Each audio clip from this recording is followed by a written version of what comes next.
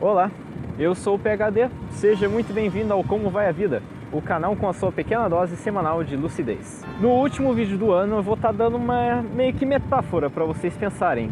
Uma metáfora que seria muito útil, principalmente no ano como foi 2020. Bom, para contextualizar todos vocês, agora eu estou viajando, né? Como deu para ver, o cenário aqui atrás até deu uma mudada.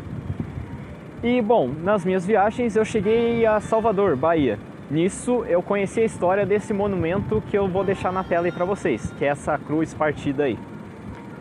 Basicamente a história desse monumento foi assim: houve outrora no interior de Salvador uma igrejinha que atrapalhava bastante assim a infraestrutura da cidade em si, por causa do seguinte: havia uma rua que era bem importante, haviam, por exemplo, centros comerciais, acho que um banco grande, outra igreja nessa rua, enfim. Aí no final da rua, fazendo com que a rua não tivesse saída, né, tinha essa bendita igrejinha. Então o governador da Bahia da época recebeu uma ajuda, se é que vocês me entendem, para derrubar essa igreja, para que se pudesse construir um trilho de trem no local, para que, bom, ligasse essa importante rua a outros lugares da cidade, pudesse deixar de ser uma rua sem saída e, por exemplo, fazer-se a curva, alguma coisa assim.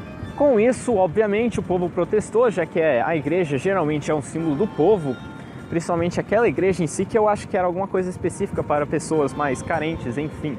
Aí também com esses protestos, que bom, bater panela, esse tipo de coisa de protesto que sempre vai ver aí.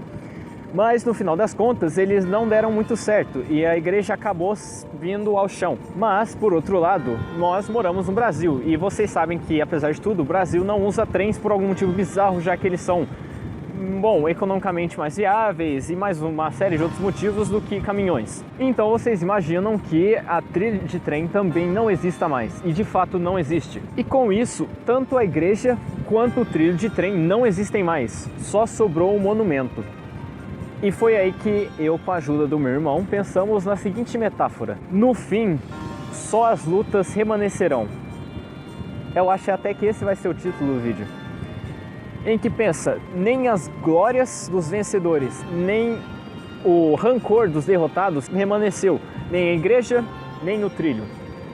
Apenas o registro de sua luta ficou lá intacto como um monumento que até hoje existe em Salvador.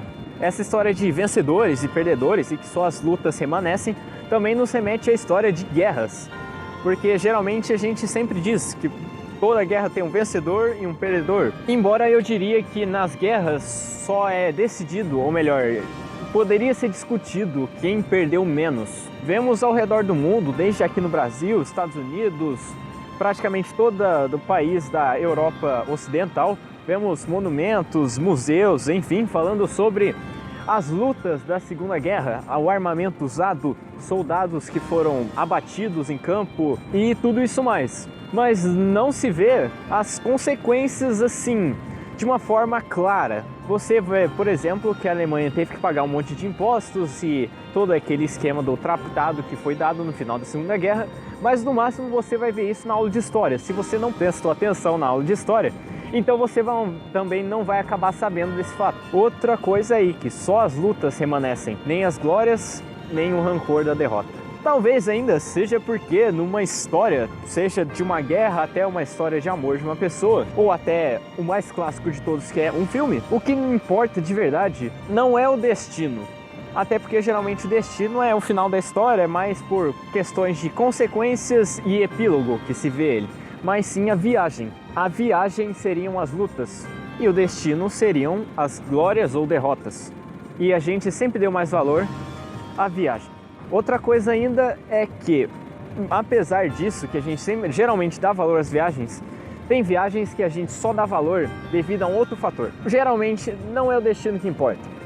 Muitas vezes a viagem não é tão importante quanto você pensa que ela é de fato. Ela só vai importar de fato pelo terceiro fator, que é a companhia. Haverão histórias que você, na sua cabeça, acharão que são grandiosas, mas não passarão de simples relatos da vida. Ou então, todo mundo fala que quando você está com a pessoa que você ama, todo detalhe é um grande feito.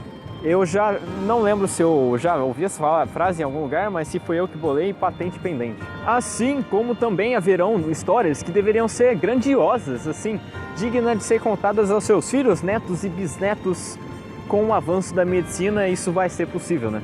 Mas mesmo assim, você não acha elas grande coisa porque estaria com a companhia errada. Talvez pessoas que você não desse valor, não seriam necessariamente pessoas ruins para você, mas só o fato de faltar alguém especial de uma forma positiva, a história passa a não ser tão importante. Seja um simples passeio que você for fazer, uma viagem, seja um relacionamento ou até um estágio inteiro da sua vida. Não será necessariamente ruim, serão memórias.